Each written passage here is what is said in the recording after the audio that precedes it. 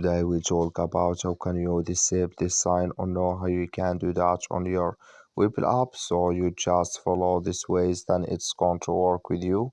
So all you have to do, so you just go down here, you click here on menu down here. When you just click here on menu here, then it's going to take you to next step. It's going to show for you like this. Then you click here on settings, you just click here on settings here.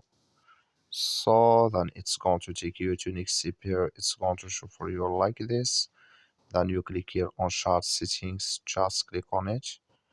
So then you come to next step here. It's going to show for you like this. Then you go down, just keep going down here. Then you click here on line assist, just click on it here. So then it's going to take you to next step here. Come here to Prev close line, click in this sign or this color. Like you see color, it's gone. That's mean it's disabled with us now. That's all you have to do. Thank you for watching. Don't forget to support us by liking, subscribe.